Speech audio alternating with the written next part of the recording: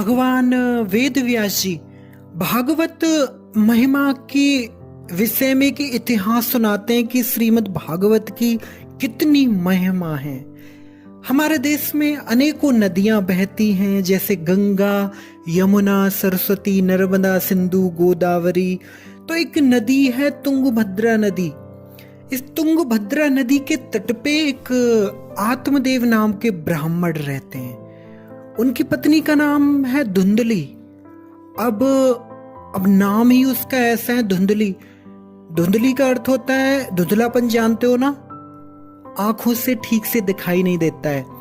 कुछ लोगों को आंखों से धुंधले होते हैं और कुछ दिमाग से धुंधले होते हैं, है ना। अब आंखों का चश्मा तो मिल जाता है लेकिन दिमाग का नहीं मिलता। तो धुंधली जैसा नाम यथा नाम तथा गुण। तो आत्मदेव ब्राह्मण की पत्नी का नाम धुंधली। आत्मदेव जी पूर्ण रूप से संपन्न थे, घर में कोई कमी नहीं। धन, पत्नी है, धन है, घर भी बहुत अच्छा बना हुआ है। परंतु आत्मदेव ब्राह्मण ने धुंधली से विवाह किया। बहुत समय बीत गया लेकिन उनको संतान की प्राप्ति नहीं हुई। संतान नहीं होने के कारण आत्मदेव का जो मन था बड़ा दुख हो गया, दुखित एकदम। बहुत कष्ट हुआ उनके हृदय को। एक दिन हृदय में इतना कष्ट हुआ, आत्मदेव ब्राह्मण ने देखा गृहस्थ में सुख मुझे कुछ मिल ही नहीं रहा है। विवाह का समय बीत गया तो बच्चा नहीं हुआ, हृदय में कष्ट हुआ। एक दिन तुंगभद्रा नदी में आत्महत्या करने चले गए। जैसे वो मरने जा रहे थे, एक तेजस्वी सन्यासी आए और पीछे से उनका हाथ पकड़ लिया और बोलने लगे, अरे ब्राह्मण, इतने बुद्धिमान हो के आप ये क्या करने जा रहे हो। ब्राह्मण कहा, आप मुझे छोड़ दो, मुझे बहुत दुख है। तो सन्यासी बोलते हैं, क्या हुआ। ब्राह्मण कहते हैं कि विवाह हुए मुझे बहुत वर्ष हो गए, बच्चे नहीं हो रहे महाराज। संसार के लोग हमें अपवित्र मानते हैं। घर से निकलते हैं तो लोग रास्ता बदल लेते हैं। घर पर जो फल लाते हैं वो सड़ जाते हैं, घर पर वृक्ष भी जल जाते हैं। हमारी अपवित्रता के कारण गाय भी बच्चा देना बंद कर दिए। अब मैं बहुत दुखी हो गया हूं, मैं आत्महत्या करना चाहता हूं, मैं आत्महत्या करने आया हूं। तो सन्यासी ने आत्मदेव ब्राह्मण का भविष्य देख लिया। अरे ब्राह्मण, तुम कितनी बार मरोगे, कितनी बार तुम आत्महत्या करोगे। एक जन्म में नहीं, आने वाले 7 जन्मों तक तुम्हारे संतान नहीं है। तुरंत ब्राह्मण तो एकदम बुद्धिमान होते हैं, समझ गए कि ये कोई साधारण सन्यासी नहीं है, ये तो कोई त्रिकालदर्शी सन्यासी है। ये मेरे 7 जन्म देख सकता है तो मुझे अवश्य ही ये संतान भी दे सकता है। तुरंत आत्मदेव उनके चरणों में गिर गए, महाराज संतान दे दीजिए, मुझे एक पुत्र दे दीजिए, नहीं तो मेरे मरने का दोष आपको लगेगा। अब संत तो, सन्यासी तो बड़े सरल हृदय के थे। जब रोने लगा वो उनके चरणों में तो उन्होंने क्या किया, एक फल दे दिया, कहा इसे पत्नी को दे देना। आत्मदेव आए बड़े खुश होके। अब उन्होंने क्या किया, वो जो फल है वो अपनी पत्नी को दे दिया। पत्नी को बता दिया कि इसको खाने से आपके पुत्र हो जाएगा। तो पत्नी ने सोचा फल खा लूंगी, क्योंकि उसका दिमाग ही ऐसा है, धुंधली है। वो सोचती है कि अगर मैं फल खा लूंगी तो मैं गर्भवती हो जाऊंगी, और गर्भवती स्त्री को कष्ट बहुत सहन करना पड़ता है। बाई चांस किसी दिन इससे तो पेट भी बड़ा हो जाता है, चला भी नहीं जाता, इतना कष्ट होता है। बाई चांस घर में आग लग गई तो मैं तो भाग ही नहीं पाऊंगी, मैं तो बुरी हाल हो जाएगा मेरा। ऐसा वो गलत सोच रही है, मतलब जो धुंधली है। तो उनकी एक सखी आई और कहा कि कोई बात नहीं बहन, ये फल तू अपनी गाय को खिला दो। मैं हूं गर्भवती, मेरा जब बेटा होगा ना, जब मेरा कोई बच्चा होगा तो मैं वो बालक आपको दे दूंगी। अब दोनों के बीच में तय हो गया। 9 महीने बाद वो बालक हो गया। तो आत्मदेव ब्राह्मण को पता चला कि उनके पुत्र हो गया है, तो वो बड़े कहीं बाहर गए हुए थे, आए और बहुत खुश हुए, स्वस्ति वाचन कराया। और दूसरे दिन क्या हुआ, एक चमत्कार, उस गाय के पेट में भी एक बालक का जन्म हुआ, क्योंकि जो फल था वो अभिमंत्रित था। आत्मदेव की सुख का पारावार नहीं रहा। बोले जब नहीं होता था तो पत्नी को भी बच्चा नहीं होता था, अब तो गाय के भी बच्चा होने लगा। भगवान की कृपा तो देखो। तो आत्मदेव जी के यहां 2 पुत्र हो गए। धुंधली से जो बालक पैदा हुआ उसका नाम हुआ धुंधकारी, और गाय के गर्भ से जो बच्चा पैदा हुआ, और एक अद्भुत वो बच्चा था कि जिस गाय से वो पैदा हुआ उसके कान गाय के कान जैसे थे, तो उसका नाम उन्होंने रख दिया गोकर्ण। दोनों बालकों के विषय में वेद व्यास जी कहते हैं गोकर्ण महाभागवत। जो गोकर्ण है वो जन्म से ही भगवान के प्रति भक्ति भाव में आस्वादन लेते थे, शुरू से ही भगवान की भक्ति करते थे।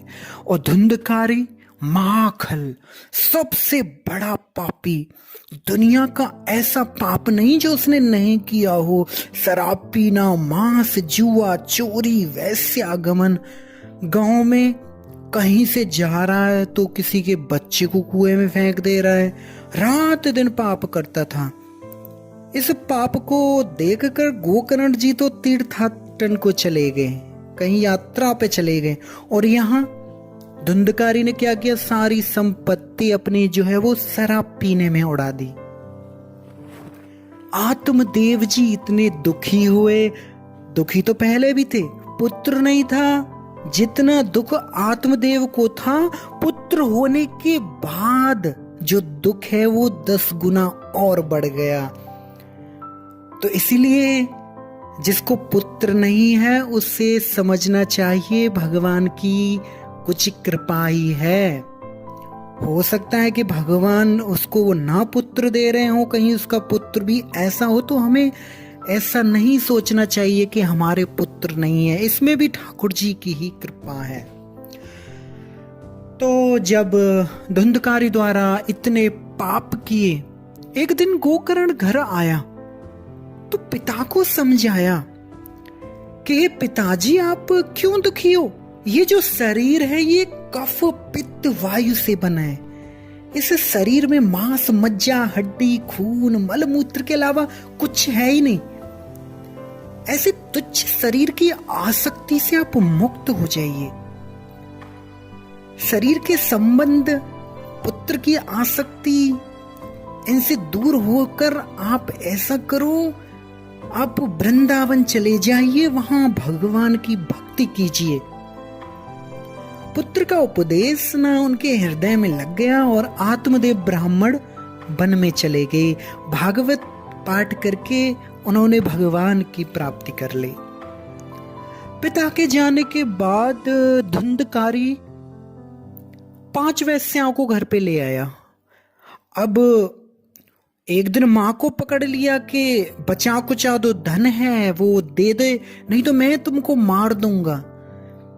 तो 5 वैश्याओं को कैसे खर्चा चलाएगा। तो माँ ये सब दुख नहीं देख सकी और उन्होंने, पास में कुआं था, कुएं में बेचारी गिर के उसने अपने प्राण त्याग दिए। तो 5 वैश्याओं को भरण जो करने में बड़ी मेहनत लगती है, कैसे उनका भरण पोषण करेगा। अब तो उसने क्या किया कि धुंधकारी ने राजा के यहाँ चोरी करके बहुत सारा धन ले आया। वैश्या ने देखा इतना सारा धन, कहीं राजा को पता चल गया तो साथ में इसके हमें भी जेल होगी, हमें भी मृत्यु दंड मिलेगा। तो उन्होंने क्या किया, धुंधकारी के साथ छल कपट करके उसके हाथ पैर बांध के रात्रि को मुंह में गरम गरम कोयले डालकर उसको मार दिया। रातों रात उन्हीं के घर के पास गड्ढा करके उसको उन्होंने गाड़ दिया और वैसे सारा धन लेके चली गई। तो जब गोकर्ण जी को बाद में पता चला कि उनका जो भाई है धुंधकारी वो ऐसे ऐसे मर गया है, तो वो आ गए। जब फिर वो उनका श्राद्ध करने के लिए वो गया में गए। गया में जब गोकर्ण जी ने उनका श्राद्ध किया, श्राद्ध करके जब गोकर्ण जी घर पे आए तो वो रात्रि को शयन कर रहे थे। रात्रि को शयन कर करके बहुत भयंकर उन्होंने देखा कि आवाजें आ रही हैं। कभी सियार की आवाज आ रही है, कभी सिंह की आवाज आ रही है, कभी हाथी की आ रही है। तो गोकर्ण जी जग गए और बोले, कौन हो तुम? अब भूत तो बोल नहीं सकता था। तो गोकर्ण ने गंगा जल से क्या किया, मंत्र जो आह्वान करके उन्होंने जैसे गंगा जल फेंका तो एक आवाज आई और वो मनुष्य भाषा में बोलने लगा, भाई भाई मैं धुंधकारी। अब गोकर्ण बोलता है, बोल यहाँ पर क्या है, यहाँ क्या कर रहे हो आप? धुंधकारी कहता है कि मैंने बहुत पाप किए हैं और मैं अपने पापों के कारण मैं कष्ट पा रहा हूं और मैं प्रेत योनि में चला गया हूं, मैं प्रेत बन गया हूं मैं। तो गोकर्ण जी कहते हैं, भाई मैंने तुम्हारे लिए श्राद्ध करके आया हूं। धुंधकारी कहता है, भैया नहीं, एक बार नहीं, अगर आप 1000 बार भी मेरा श्राद्ध करोगे तो भी उद्धार नहीं होगा, क्योंकि मेरे इतने पाप हैं ना, मेरा इतना कष्ट हो रहा है, कृपा करके आप मेरा उद्धार कीजिए। तो गोकर्ण जी कहते हैं कि कल मैं गांव के ब्राह्मणों से कुछ उपाय पूछता हूं, देखते हैं क्या होता है। तो दूसरे दिन सुबह हुई, अब बड़े बड़े ब्राह्मण लोगों के पास गए गोकर्ण जी। सबने वेद वेदांतों में उपाय देखा कि जिसका एक नहीं 1000 बार भी श्राद्ध करो तो भी उद्धार नहीं है, ऐसा क्या उपाय है? तब सारे ब्राह्मणों ने कहा कि गोकर्ण जी, इसका उत्तर तो आपको भुवन भास्कर सूर्यदेव ही दे सकते हैं, क्योंकि सूर्य देवता भगवान के प्रथम शिष्य हैं। आपने सुना ना, भगवत गीता में कृष्ण कहते हैं, इमं विवश्यते योगम ज्ञानम प्रोक्तमव्यहम्, कि सबसे पहले जो ये ज्ञान है भगवान ने सूर्य को ही दिया था, तो उनसे ही कुछ उपाय मिल सकता है। गोकर्ण जी ने अपने तप के बल से सूर्य प्रकाश को ही रोक दिया। सूर्यदेव प्रकट हो गए, उपाय पूछा कि हे भगवान, मेरा भाई बहुत पाप किए हैं उसने, तो वो प्रेत बन गया है। गया में 1000 बार भी श्राद्ध करने से उद्धार नहीं हो सकता है, अब आप ही बताओ क्या हम कर सकते हैं।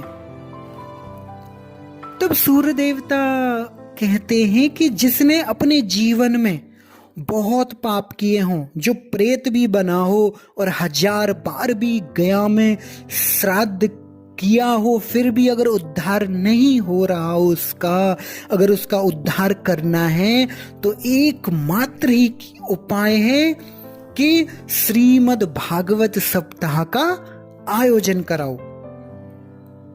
यदि भागवत श्रवण का उसको फल दिया जाए तो इससे पितरों का जो प्रेत योनि वगैरह जो भी हम सब का उद्धार हो जाता है, इसमें कोई शक नहीं है। अब सूर्य नारायण चले गए तो गोकर्ण जी ने क्या किया, फिर वहां आके गांव वालों के साथ मिलके उन्होंने वहां पे गोकर्ण जी वक्ता बन गए और एक बहुत बड़ा मंडप बनाया गया। गोकर्ण जी कथा प्रारंभ करें उससे पहले वहां पे 7 गांठ वाला एक बंबू गाड़ा गया, उसमें वो प्रेत जो शरीर प्राप्त है धुंधकारी, वो उसमें बैठ गए। भागवत शुरू हुई। पहले दिन उस 7 गांठ वाले बंबू की एक गांठ फट गई। अब गंगा की धारा के समान भागवत चल रही है। दूसरे दिन की कथा समापन होते ही दूसरी ग्रंथि फट गई, तीसरे दिन भागवत सुनते ही तीसरी, चौथे में चौथी, और जब भागवत का सप्तम दिन आया, भागवत का जब विराम होने वाला था, तो उस बंबू की सातवीं ग्रंथि भी फट गई और उस ग्रंथि में से प्रेत योनि को प्राप्त धुंधकारी एक सुंदर शरीर, भगवान का पार्षद शरीर प्राप्त कर लिया। उसने शंख चक्र गदा पद्म धारण कर लिया और उसी समय भगवान के दिव्य पार्षद वहां पे आए और उसको दिव्य विमान में ले जाने लगे। धुंधकारी को विमान में बिठा लिया और बिठाकर बैकुंठ को ले जाने लगे। तो इस प्रकार 7 दिन भागवत श्रवण करने पर प्रेत शरीर जो धुंधकारी है उसका दिव्य शरीर प्राप्त हो गया उसको। वेदव्यास जी लिखते हैं कि धुंधकारी तो प्रेत शरीर में था, बंबू में आके बैठ गया, फिर भी भागवत सुन के, जो भागवत कथा है वो सुन के भगवान को प्राप्त कर लिया। हम तो मनुष्य हैं, हम क्या है? मनुष्य। हम कोई भूत नहीं है, प्रेत नहीं है, मनुष्य हैं। यदि हम अगर कान से श्रवण करें तो हमारा मंगल नहीं होगा। हमारा मंगल क्यों नहीं होगा? अवश्य होगा। लेकिन भक्तों, जब भगवान के पार्षद जो हैं वो धुंधकारी को लेके जा रहे थे, तो धुंधकारी विमान में बैठे, जैसे ही बैठे वो टेक ऑफ करने वाले हैं, तो अन्य गांव के लोगों ने विमान को पकड़ लिया और बोलने लगे कि हम नहीं जाने देंगे भगवान के पार्षदों को। अब भगवान के पार्षद कहते क्यों नहीं जाने दोगे? अब वो बोलते हैं कि जितनी धुंधकारी ने कथा सुनी उतनी हमने सुनी है। तो जब आप लेने के लिए आए हो तो बस धुंधकारी के लिए एक विमान लेके आए हो, उसको ही लेके जा रहे हो, हमको क्यों नहीं लेके जा रहे? आप हमें अपने साथ लेके जाओ। अगर आप हमें अपने साथ नहीं लेके जा रहे तो हम इसको भी नहीं जाने देंगे। तो पार्षदों ने कहा कि देखो, पहले आप विमान को छोड़ो, दूर खड़े हो, आप ऐसा करो, देखो आपने भी कथा सुनी और धुंधकारी ने भी कथा सुनी, हम सिर्फ धुंधकारी को लेके जा रहे हैं, इसका केवल एक ही कारण है। आप वो जानना चाहते हैं? हाँ बताओ, ऐसा क्यों कर रहे हो आप? क्यों धुंधकारी को ही लेके जा रहे हो? तो भगवान के पार्षद कहते हैं, तो देखो, कथा धुंधकारी ने भी सुनी है और तुमने भी सुनी है, पर दोनों के सुनने में जमीन और आसमान का अंतर है। ये धुंधकारी क्यों प्रेत शरीर को प्राप्त हुआ था? क्योंकि वो प्रेत शरीर को प्राप्त हुआ था, इसलिए बहुत दुखी था। और जब भागवत कथा हो रही थी तो ये अपने दुखों को दूर करने के लिए भागवत कथा को ध्यान से सुनता था। और आप लोग तो भागवत सुनने के बाद अपने अपने घरों को चले जाते थे, और ये धुंधकारी यहीं पे बैठ के भागवत का स्मरण करता था, मनन करता था, चिंतन करता था। धुंधकारी ने भागवत का ध्यान से श्रवण किया, मनन किया, चिंतन किया और विधि और नियम के साथ इस कथा को सुनता था। इसीलिए ये भगवान के धाम में जाने के योग्य है। और आप लोग भागवत में आ तो जाते थे, शरीर से तो आके बैठ जाते थे, लेकिन अपने मन को आप लोग अपने घरों पे छोड़ के आ जाते थे। कभी घर की चिंता, बच्चों की चिंता, पशुओं की चिंता। तो आपने कथा को मन से श्रवण नहीं किया, और आप कथा सुनने के बाद घर चले जाते थे। घर जाके क्या करते थे? गुटखा, तंबाकू, मांस, काच, चाय, कॉफी, अनेकों प्रकार के आप व्यसनों में उलझ जाते थे।